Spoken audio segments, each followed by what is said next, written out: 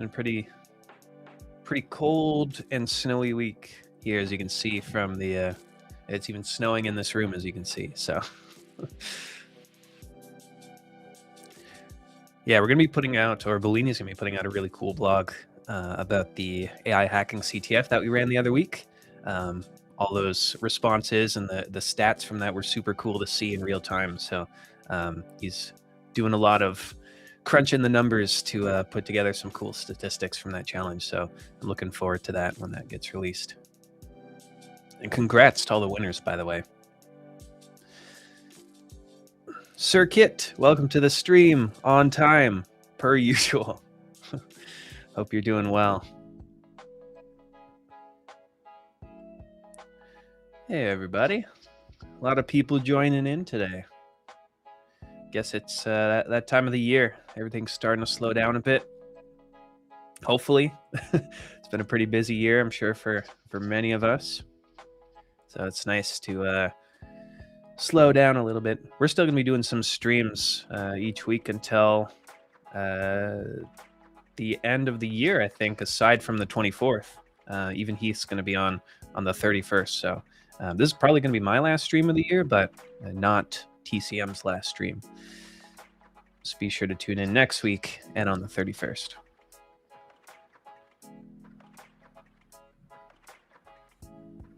Glaciality, hello, welcome to the stream. Is it snowing in your house? Yes, as you can see, it's really coming down today. I think there's a leak somewhere.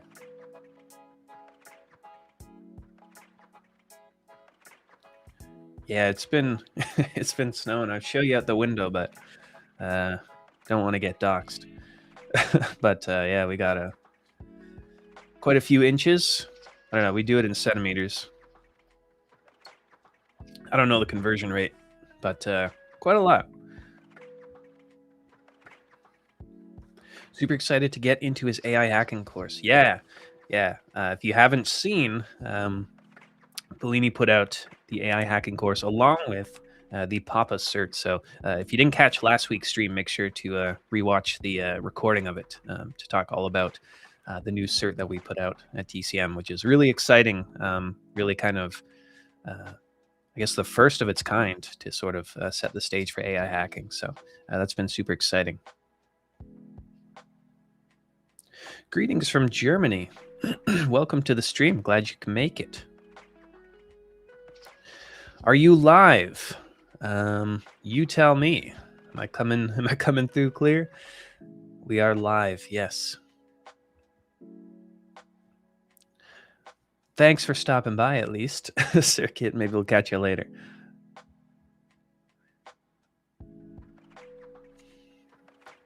Yeah, that's a good point. Yeah, how foolish of me to think it's time to slow down. That's when all the 0 days and the CVEs come out. Yeah, that React to Shell has been pretty interesting to follow.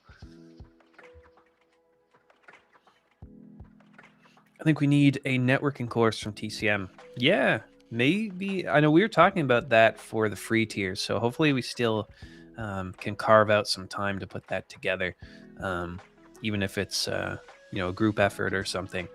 I know that's something that's sort of been on the roadmap that we want to put out as a free course. So.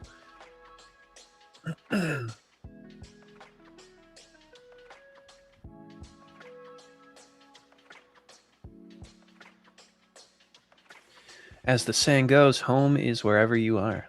That's a nice saying. That's quite deep. Good evening. Negative 37 Celsius.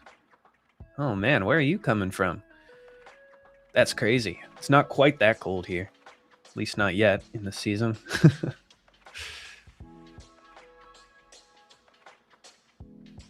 Oh, wow.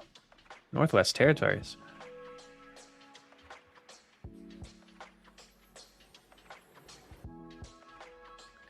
Thank you. Yeah, it's good to be back. I guess it's been, a month or so since my last stream. Just sort of how the scheduling or the timing worked out.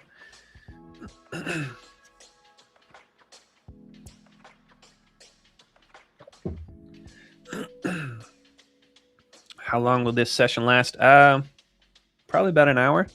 We'll probably hopefully get through this box before the top of the hour.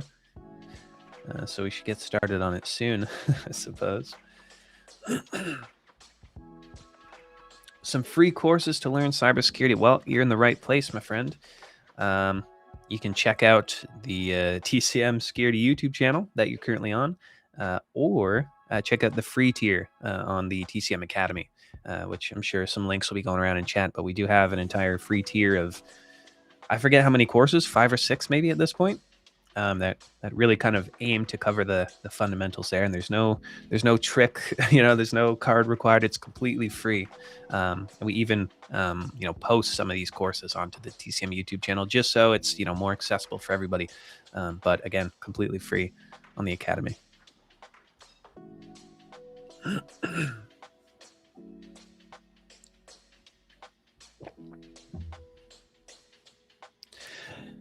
Yeah, exactly. Log4j and SolarWinds come to mind immediately. It just seems like end of the year is where all the exciting things happen. I'm glad I haven't gotten roped into React to Shell like I did for Log4j and SolarWinds, because I mean, you look back on it in kind of I guess maybe a Stockholm syndrome kind of way, where it's like, yeah, it was good times, but it was really rough in the moment. But it's one of those things you kind of look back on, kind of in jest, as it was, all hands on deck. Everyone is not sleeping, but it ends up being one of those things you remember. I don't want to say fondly, but just as a good experience to do that kind of incident response.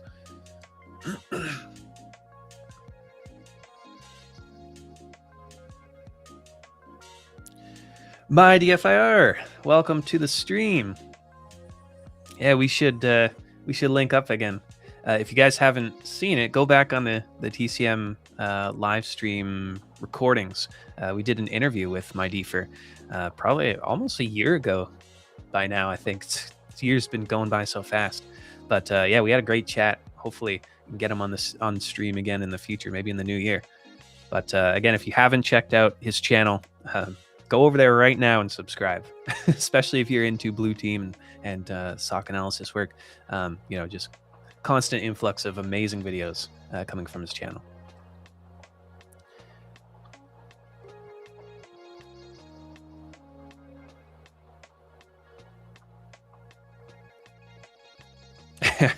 Andrew is the PowerShell master. Oh, always learning, always trying to get better. But yeah, I always try to make a point that it's super important. If you're going to do any kind of blue team work, any kind of Windows endpoint analysis, investigation, forensic kind of work, get good at PowerShell. It's one of the most important things you can do, just because of how ubiquitous Windows enterprise environments are. In the real world, right? If you're just if you're a Linux fanboy, you don't want to touch Windows, fine. But once you start working in the enterprise, you're going to be surrounded by, you're going to be drowning in Windows machines. I don't know if he's on Twitch, but definitely on YouTube. You can probably just click on his comment and it'll take you over to his channel. Oh, I see you're coming from Twitch. So just search my DFIR on YouTube.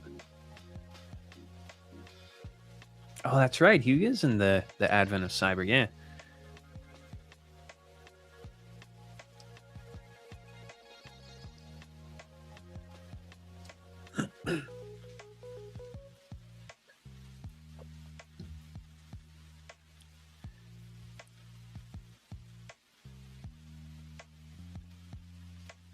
All right, let me just throw up the link here just in case anyone wants to follow along when we jump into it. But this is going to be the box that we do today. I think it's on memory forensics, so that should be pretty fun. So there's the link if you need it. But yeah, we'll jump into that in a moment.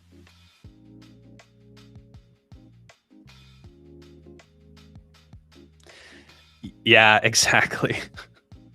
Yeah, we put out a couple shorts on the channel around, sometimes using PowerShell or like different Windows related tricks or whatever, looking at forensic artifacts on Windows, and without fail, someone has to chime in, why are you using Windows? Blah, blah, blah. It's, you're not wrong by saying that. But again, if you want to do any kind of professional work, if you want to work for organizations, they're running Windows. Especially if you're dealing with larger or medium-sized to larger organizations, you need to be pretty proficient on Windows. Yeah, Windows is where the money is. As much as we all hate it, as much as unintuitive and annoying it can be, sadly, that's probably where we're going to be at for a long time.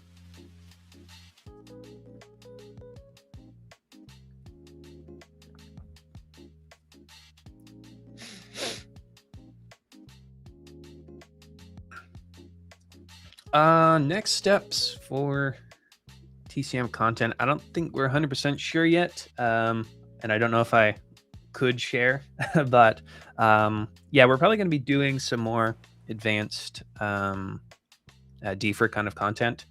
SOC 201 kind of touches on incident response and also threat hunting, obviously. But I think we want to go more down that defer kind of forensic kind of side of things as well. So maybe expanding on the Windows endpoint forensics, maybe some Linux forensics oriented courses as well, some enterprise kind of style forensics. We'll see. I pitched a lot of different ideas for maybe some of the next courses, and so we'll see where that lands as we sort of plan out the new year. But I would probably wager bets on more of the forensic side of things.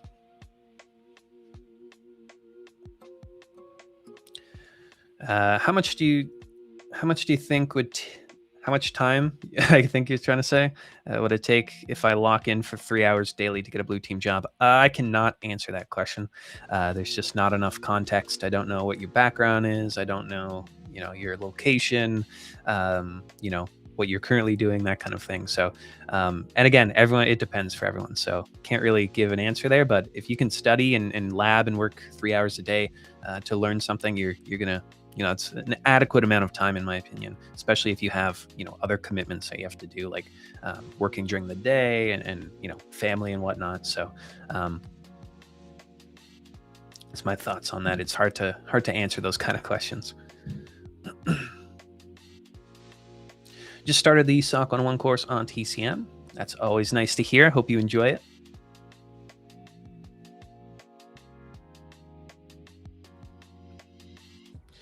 For blue teamers who never perform red team operations, what's the best method for learning how attackers operate to accurately recognize indicators of compromise and malicious behavior in logs? Well, not to talk about our own courses too much, but that's kind of what the SOC 201 kind of aims to encroach a little bit, is understanding adversary techniques and tactics. And so we really break down the MITRE ATT&CK framework in that course and go through individual tactics and different techniques that you'll come across, and work with a lot of post-compromise data that tracks and shows you how to hunt for that kind of thing.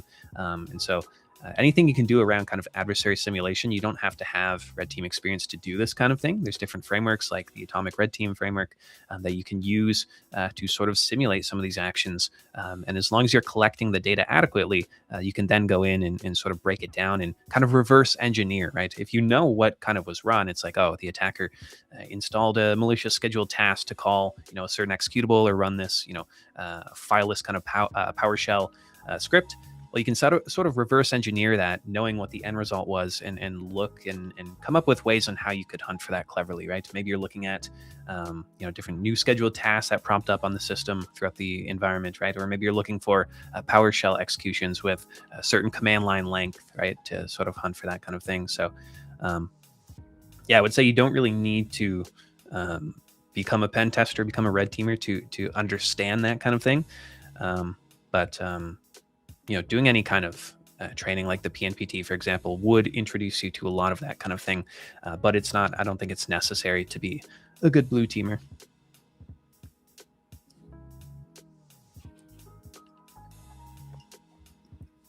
Oh, there's a good question. Since you live in Canada, are you a hockey fan? Yes. If so, what is your team? Montreal Canadiens. Although I've never lived in Montreal, I live in Ottawa and I've lived in Toronto, but I will never be a Maple Leafs fan. And I kind of enjoy watching the Sens, even though they're terrible. But just because they're kind of the local team here, I would like to see a Sens game. Actually, I'm going to watch the Sens versus the Habs in the new year in January, so that should be fun. But I will not be cheering for the Sens. But being a fan of any Canadian team is kind of rough in the NHL. Well, in in any major league sport, right? If you've watched the World Series a few months ago, yeah, not fun. All right, let's hop over to the challenge or the Sherlock. And if we have time at the end, we can take some more questions that have been logged. So let me pull this up.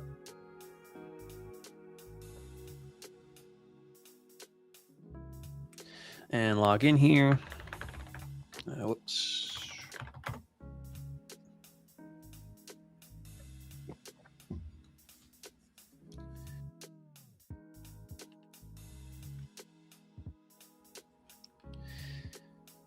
All right, this is what we're going to be doing today. It's called Rogue One. It is a VIP machine. I think we kind of ran out of the free tier ones a while back. But in this case, again, it seems like we're going to be doing some memory forensics. In fact, I know we are because I've already downloaded the zip file here just to take a look at what we get to work with. It can also take a little bit to download, which is why I do it ahead of time, just because, again, well, in this case, only 1 gigabyte. But if we're dealing with memory captures, right? Think about how much RAM your system has. These can be big files. All right. So the scenario here, your SIM system generated multiple alerts in less than a minute, indicating potential C2 communication from Simon Stark's workstation. Despite Simon not noticing anything unusual, the IT team had him share screenshots of his task manager to check for unusual processes. No suspicious processes were found, yet alerts about command and control communications persisted. Interesting. All right, so SOC manager directed immediate containment of the workstation and a memory dump for analysis. And as a memory forensics expert, wow, how kind of you, Hack the Box.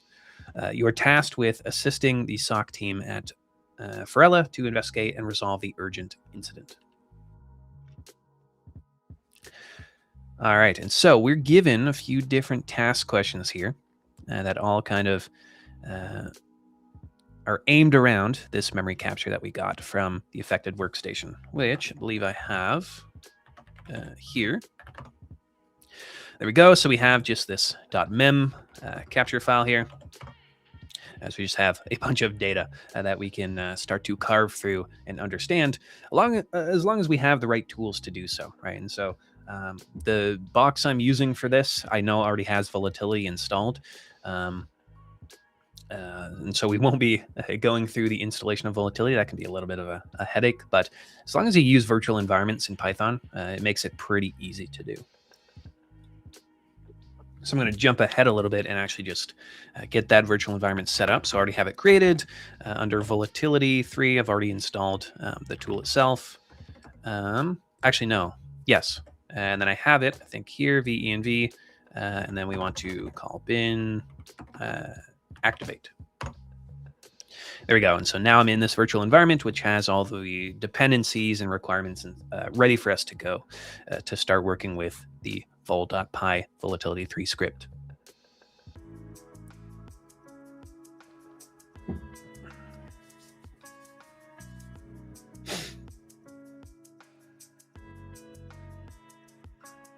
All right.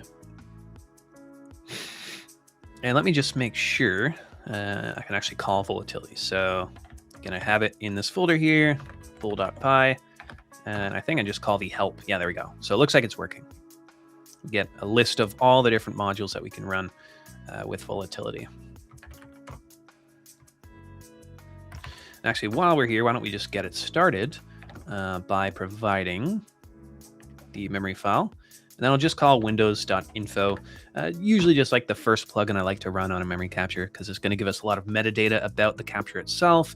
We'll get information about the operating system, the version, and fortunately, because we're using full utility 3 here, we don't need to specify any kind of profile. It can kind of jump into the symbols file itself and sort of work out, I don't know, it's magic, kind of work out what profiles we use in order to properly parse through the memory structure.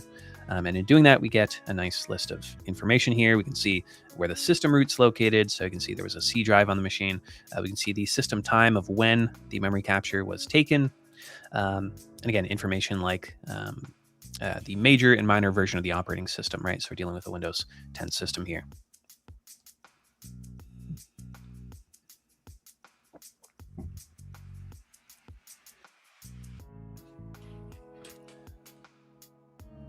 I'm new to cybersecurity. Can anyone help me? You are in the right place, my friend. Check out some of the playlists we have on the channel here, or check out the free tier on the TCM Academy.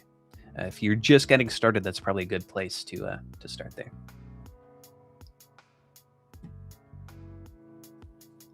All right, let's jump into the first question here. Please identify the malicious process and confirm the process ID of the malicious process. All right. Well, in this case, I probably just want to run a PS list against the memory capture, right? So that's going to kind of like running get process, right? We're just going to list out the active processes that we're running in memory at the time of capture. It's probably one of the easiest ways to start trying to enumerate this kind of information, right? I think they said that they had the guy here open up Task Manager and send over some screenshots, and they couldn't find any unusual process. So maybe won't be lucky here, but maybe they just missed something during that initial triage, right? So if we're trying to be verbose here, well, let's run a PS list and see what comes back. Actually, let me cancel that. I'm going to pipe out the results over to a file called PS list. Just good practice, because it takes a little bit of time to run these different scans. And if I want to start grepping out for specific information or whatnot, I don't want to have to run the entire script every time.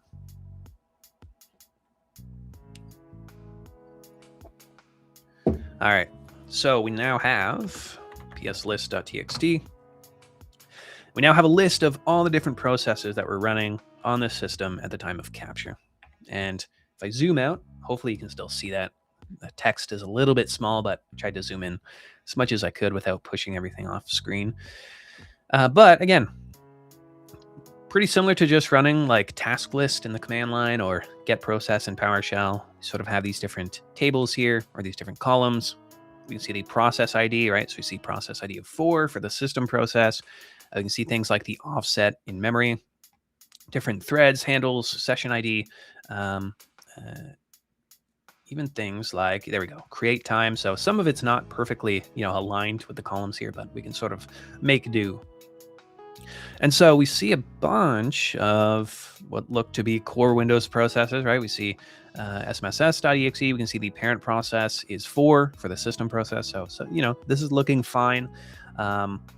If we wanted to really start breaking these down, we could cross-reference with something like the Hunt Evil poster from SANS, or if the service still existed, we could use something like Echo Trail to help us find more information about these sort of processes and what the expected parent should be and whatnot, or we could use a baseline that we already have.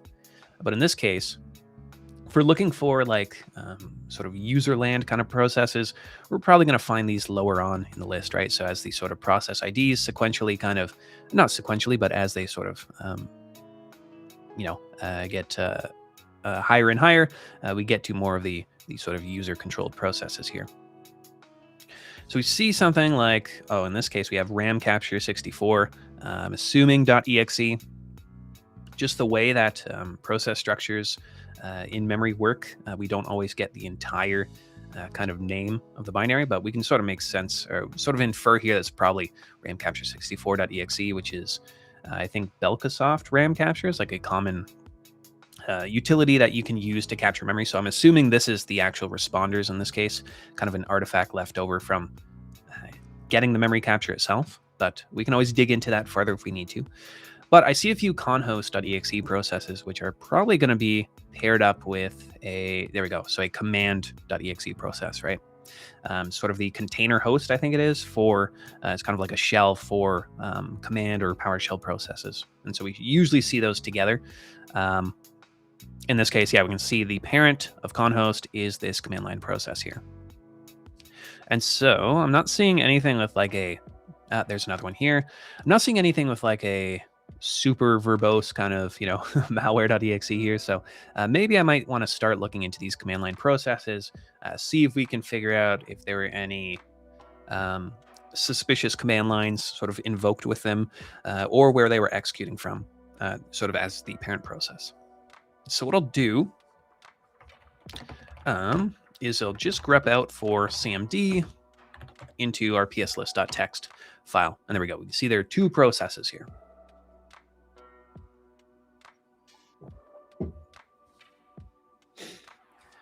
Please screen zoom. Well, I zoomed in as much as I could without pushing everything to the new line here.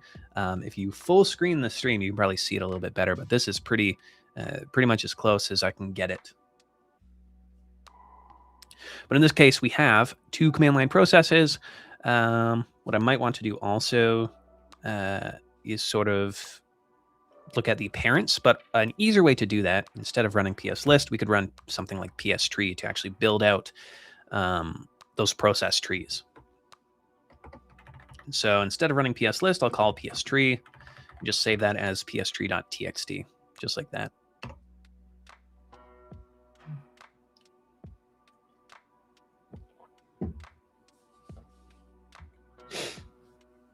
And again, sometimes it takes a little bit of time, especially with pstrees. It's sort of building out all those parent-child process relationships. But I think it's done. Yeah, there we go. So if I grep out for CMD inside pstree.txt, there we go. So we see a little bit more information now with pstree. It gives us things like, and I'll zoom back in a second, but it gives us things like where on the sort of storage drive it was executing from, along with the command line invocations as well, right? So we can see, in this case, there were no additional arguments passed over to these CMD processes, but we can see that it does have a parent. Both of these do have their own different parents. And so a nice trick that I like to do if I'm sort of grepping out for something like this in this kind of format is I can provide this context argument here, or C, capital C, and say, show me the two lines above and below our match, right? And so that's going to give us a lot of additional information here. But, and again, it's being pushed to a new line, but I have to sort of keep things zoomed in so y'all can see it. And so we'll try to make sense of this. And so what we're looking at here is, for example, this command line process at the bottom. We can see the parent is 6812. If we look up, we can see the process of 6812, because again, we're pulling back the two additional lines above it. And so you can see that we have command being invoked by, where was it? Just lost it. 6812, command being invoked by servicehost.exe. Right, so the sort of standard service host shell process here. But I see it. Does anyone else see what is interesting here? Ignore the top. We can look at that in a moment. But I'm interested in this kind of process execution tree. Does anyone see the glaring kind of anomaly here in how this command line process was invoked? I will give the audience a second to analyze this output. And as I do, I try to answer some questions.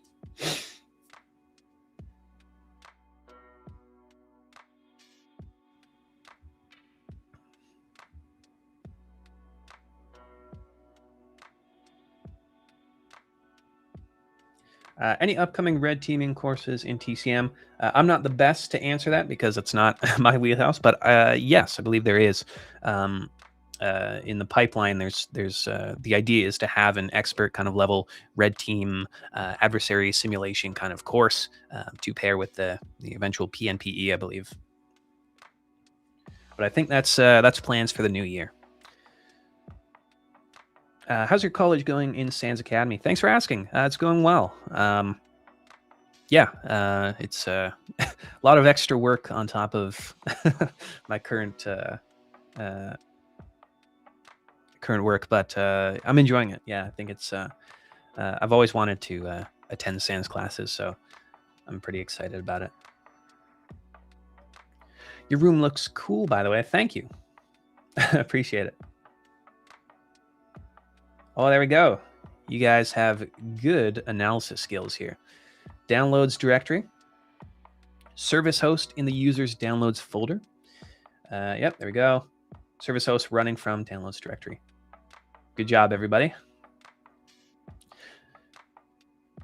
Yeah, so many people got it. Service host masquerading as legit Windows process executed in the command of the user's folder. Yes. So service host does not belong in a user's downloads directory, right? That's pretty much an anomaly that's almost immediately going to be, 90% of the time, probably more, is going to be malicious, right? Why would you download servicehost.exe? It's already a binary built into Windows, and you can find it in System32, not in a downloads directory. And so I'm immediately suspicious of this process here. And that kind of explains why, if this user was asked, we're getting some alerts here. Can you take a screenshot of your task manager? They would just see servicehost.exe. It might not be where it's supposed to be, right? It might be sort of in that userland kind of area there. If you were more, eagle eye, you could take a look at the process ID and be like, hey, that's not really what it should be. Typically, you can look at the parent process ID, which in this case is not correct either. And so in this case, 6812 is a process I definitely want to dig into farther and see what's actually going on here, because service host in general, spawning command.exe, probably something you want to take a look at as well. So 6812, there we go.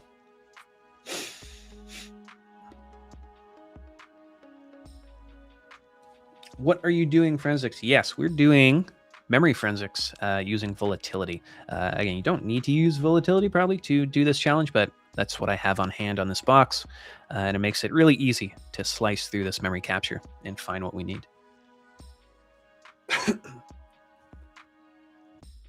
All right, task 2. The SOC team believes the malicious process might have spawned another process which enabled the threat actor to execute commands. Yeah, we saw that. Service host spawned command.exe. What is the process ID of that child process? Pretty sure this is what we're looking for, right?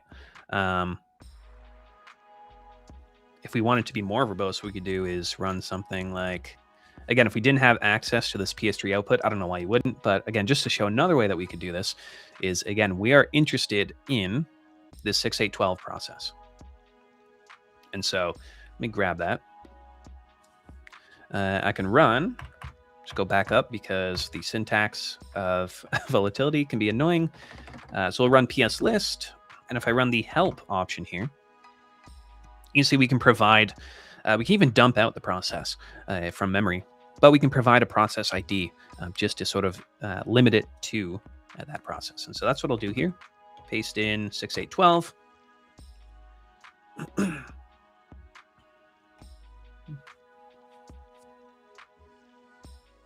And now we're just sort of zoomed in on this process, right? And so if we were interested in what its parent process is, we could take a look at that now, right? So we can sort of work our way up the tree. Let me copy that.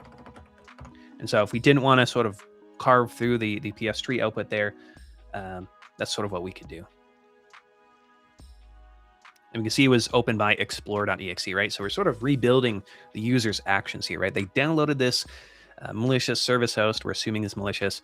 They probably double clicked it from their Explorer window, right? They opened up their downloads folder and clicked on the file, or from the sort of start menu, whatever it is. The Explorer process handled that execution of the malicious service host, which then spawned a command shell. And so I could go back to reading in our PS3 output here, and I could specifically look for 6812, right?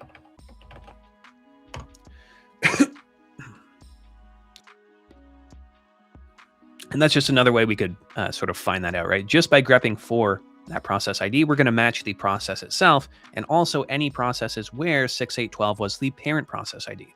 And so we sort of have to remember that the first column here is going to be the process ID. The second column is going to be the parent process ID. All right. And so there's a little bit of trickery, again, if you're dealing with PS tree output, right? So I think what I could do is run something like that. No, I don't know what line is going to contain the column names. There we go. So we can sort of make out that, hey, first one's PID, second one's the parent process or the PPID. And we can sort of make that correlation that, hey, the parent of command was service host, which is 4364.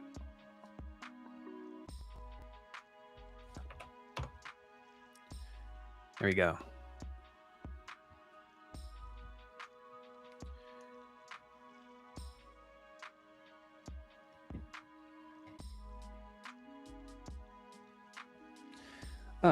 Is there statistics how many people land a job after the SOC 101 course or certificate? I don't think we do statistics on that. I don't think we capture like post certification interviews. I'm not sure. It wouldn't be part of my sort of area. But what I can say is we've seen, especially in the past year, a few different organizations sort of adapt the PSAA certification in their job postings. Arctic Wolf is a good example. They sort of send a lot of their analysts, at least in the Pleasant Grove area of their SOC, they send a lot of their analysts through the SOC 101 and PSAA certification. We've seen a few different organizations in the past year sort of take on that. I think Microsoft was one as well, which was like, what? That's crazy. And so, no, I don't have any statistics on hand, unfortunately. Alrighty. Task 3. The reverse engineering team needs the malicious file sample to analyze. Okay, so that's what I was saying. We could pull out the file from memory. Your SOC manager instructed you to find the hash of the file and then forward the sample to the reverse engineering team. What is the MD5 hash of the malicious file? All right, I think probably the easiest way to do that is actually run this again. Actually, what was it? 6812 is the service host process, and that's one that we want to sort of dig into farther.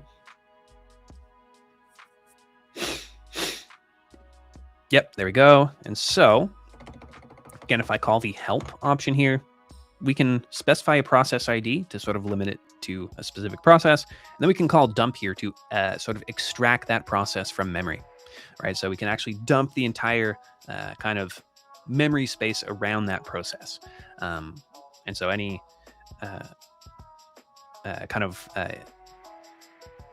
data or information relating to that file executing in memory can sort of be brought over to disk, which is always super cool that you can do using volatility. And so PS list, actually, we can run the same command and then just provide the dump option. And that's going to just drop that file into our current directory.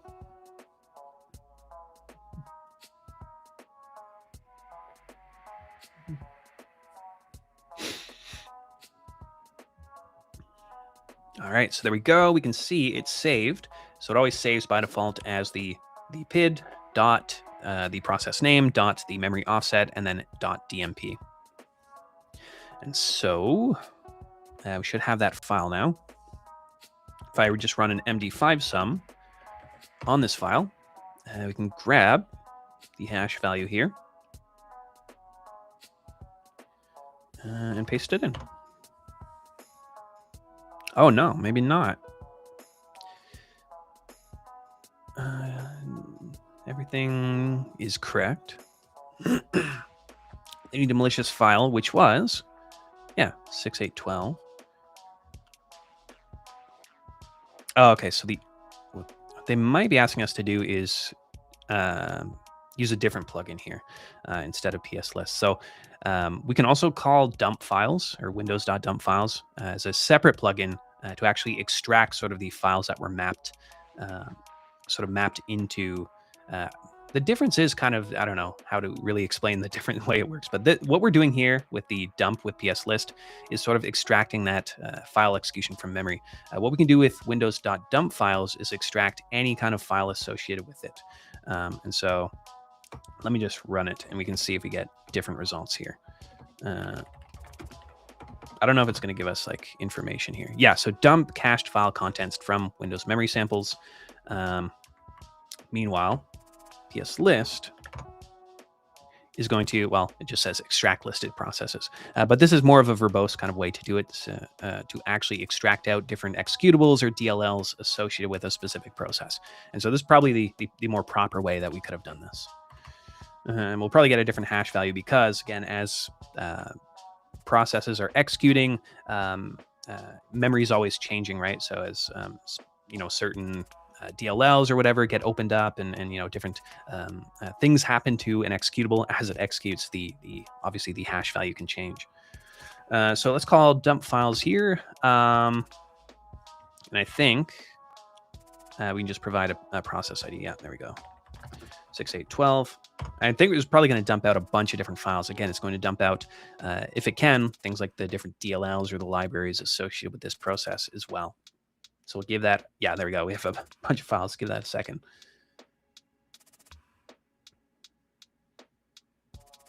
What kind of Linux are you using? Yeah, this is just a standard kind of Ubuntu Linux. Yeah, I just keep it simple. All right, so looks like we were able to dump out a lot of different files, and I think they're probably all, yeah, they're all in this directory. So you can see we're grabbing things like different DLLs, right? We see kernel32.dll, a bunch of different NTDLL, but we should see an executable somewhere along with these different libraries. Yeah, so right at the bottom here. And so I think we probably want to grab the image section object, or maybe it does. Yeah, let's grab this because it's that sort of .image file, and then MD5 some. Actually, let me just copy and paste. That'll be easier.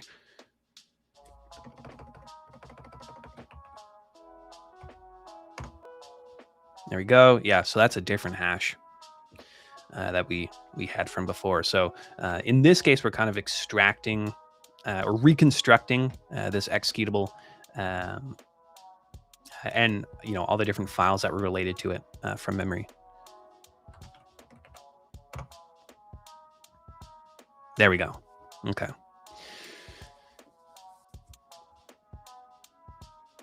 And I'm sure if I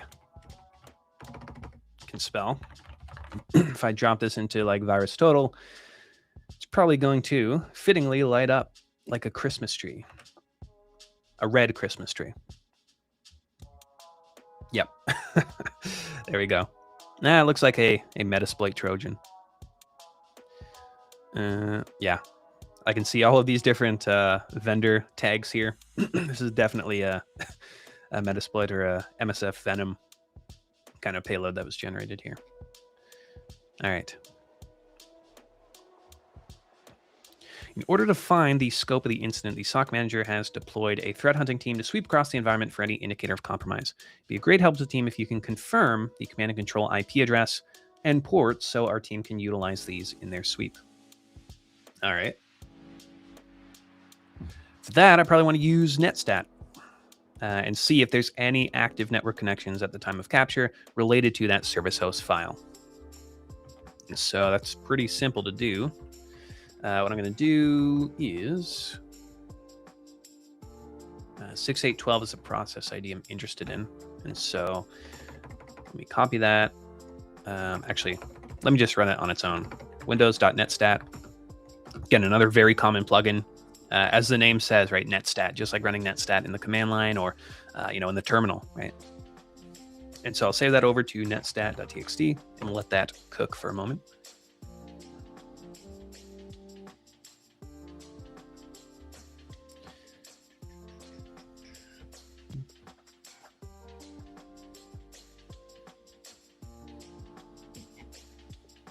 There we go. Actually, we probably clean up this mess. There we go. That's much better.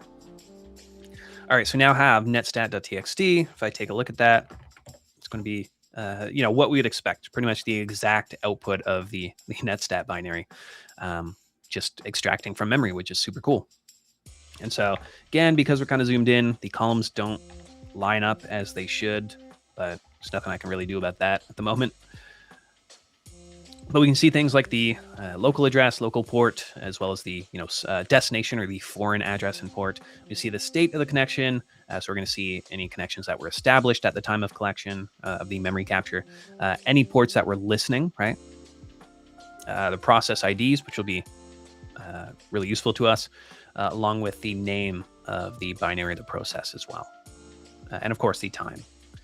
And so, this isn't super helpful to us, just getting a big list like this, but we have, again, as a name or as the task suggests here, we're looking at indicators that we've already found, right? IOCs, and how we can sort of pivot what we find from our process forensics into something like network forensics, right? So take an indicator that we found, in this case, a process ID or a process name, and try to pivot into now network side of things, right? The network data, to see if we can correlate any actions happening over the network. So let me clear that out. I will grep for, I'm just going to use the process ID, right? 6812. Because if we know a process was running with the process ID of 6812, we can very easily find out if that process was making any active network connections just by using that. So I'll grep for that in netstat. There we go. So very easy to do, right? So once we have an indicator that we're interested in, it becomes very easy to pivot around the system or across the network, right? And so question is asking, probably what is the C2, right? Yeah, so what C2 IP address and ports. So I just want to look at the destination here, right? So you can see this is likely the system's IP address, right? The host.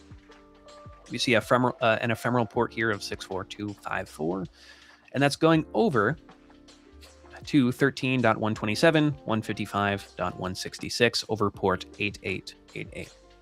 All right, so we could take this. This becomes now an additional IOC for us, right? Because we know this is a malicious file. We know this is a malicious process that's executing. And so if we can't trust the process, we probably can't trust what it's connecting to, right? So we can grab this. This honestly kind of looks like an AWS IP. We can figure that out. No, probably not worth it. Anyways, this is the attacker's command and control. We can see the port number as well. And so we could take this IP and, search across our SIM, see if any other systems in the network were communicating with this IP address, right? We could look at DNS logs. We could look at different network logs, depending on what we're capturing. And so again, this becomes another indicator, another pivot point for us. And so let me just grab these.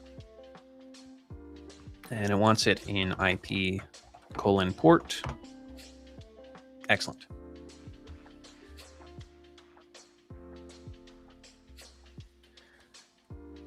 Face purple crying, face purple crying, face purple crying. That's how I feel as well.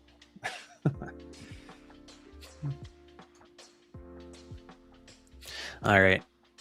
We need a timeline to help us scope out the incident and help the wider DFIR team. Again, yeah, timelining is another indicator that we'd really want, right? So we now have when this connection was established. Yeah, that's what it's asking for. Yeah, when the command and control channel was established. So I'm just going to grab this, figure out what format it wants this in. It wants it in day, month, year, hours, minutes, seconds, which is annoying. So if I paste this in, I now lose. Okay, I'm going to paste it in down here just so I have it to reference. So it's going to be 10. That's annoying. I'm just going to do this here and paste it later. Okay, so we have day, month, year, and then hours, minutes, seconds. Cool, there we go. What is the memory offset of the malicious process? Oh, these are getting easy now. And so if you recall, when we ran PS list, it gives us the memory offset.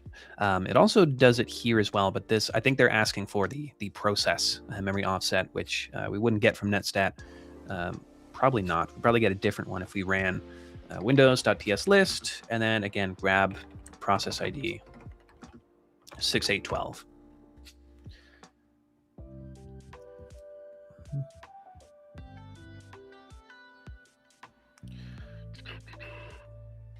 And there we go. We can see the offset in this case is this strange number here, right? So the memory offset is kind of a virtual address that's sort of telling, where this process object was found in memory, right? The thing about like memory structures is that it's not like a file structure, right? You can't just open it up and everything makes sense, right? Everything's being linked in one way or another. It's just a mess. And so we have these different memory offsets, which in this case kind of give volatility a reference point as to for different plugins, where to read in this process data from the memory image. There we go. Oh, there, already at the last question. You successfully analyzed a memory dump and received praise from your manager. Okay, this is definitely fiction because that does not happen. In the case of being a SOC analyst. I'm just joking. The following day, your manager requests an update on the malicious file. Oh, there we go. We check virus total. The file's already been uploaded, likely by the reverse engineering team. Okay. Your task is to determine when the sample was first submitted to virus total. Well, that's easy. If we hover over last analysis date, yeah, we can see it here. March 30th. Wait, no. Whoops, that's the last analysis date. If I go to details, we can see the first submission. There we go. There we go. 2023, August 10th. And they probably want it in the same format. So 10, 08, 2023. And then 11, 58, 10. There we go. Definitely not sus. Awesome. And that was Rogue One.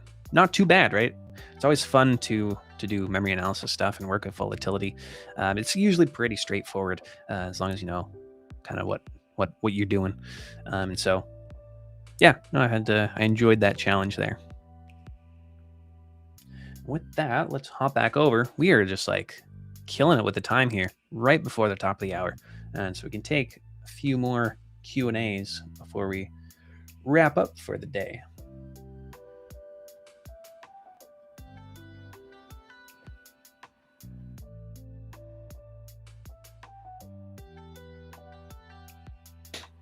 I need to scroll all the way back up.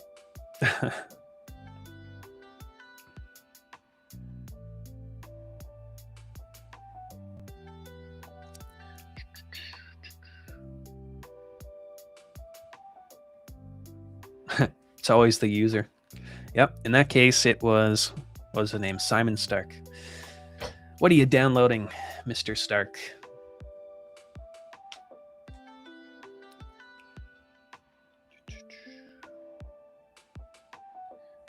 What type of topics is this one? I guess it's too late to answer this, but yeah, that was memory forensics using a hack the box Sherlock.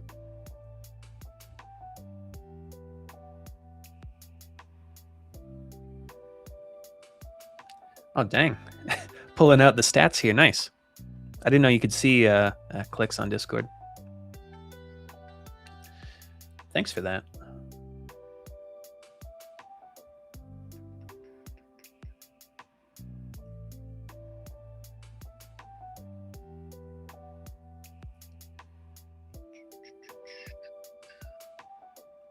Is it true that Heath is leaving TCM? Yes, sadly he is.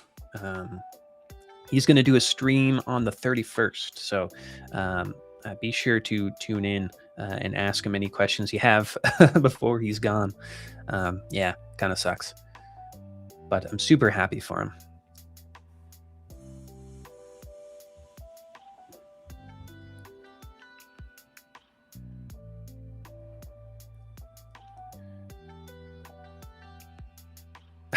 Thank you, Sank. Appreciate it, my friend.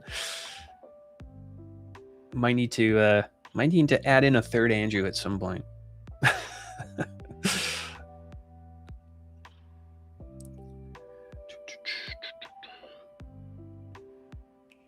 Are you also completing the Advent of Cyber missions? No.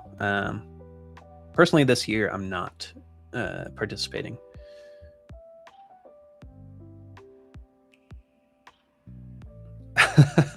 I remember that. Yeah, on a short video about threat hunting and 3 easy steps, you can talk on camera and easily catch 3 oranges with one hand without looking at. That took so many takes to do. So I appreciate someone recognizing how much skill that required.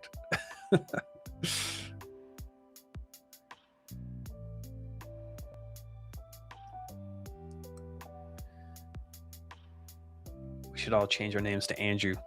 I agree.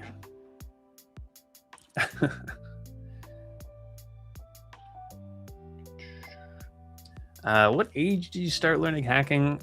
I'm not sure. It kind of depends what you would define as hacking, or social engineering. People in RuneScape back in like 2006. But I was never sort of into the. I was always sort of a blue teamer, right? A system administrator, network admin, sort of fell into blue team by accident, and so I didn't get the OSCP. I got the OSCP a few years ago at this point, but it wasn't to sort of pivot into pen testing or red teaming or anything like that. Just sort of to keep a well-balanced breakfast of of knowledge in the field.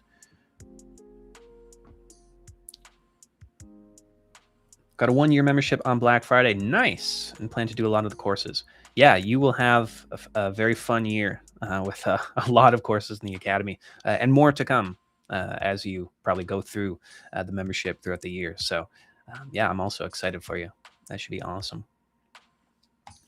All right, we are at 1 p.m. Eastern here. I think we are going to call it for today. But be sure to tune in next week. We will have another very fun stream. And again, on the 31st, make sure to catch Heath on his final stream. We will all be in attendance, missing him. And so thank you everyone for watching or for following along if you were doing the Sherlock along.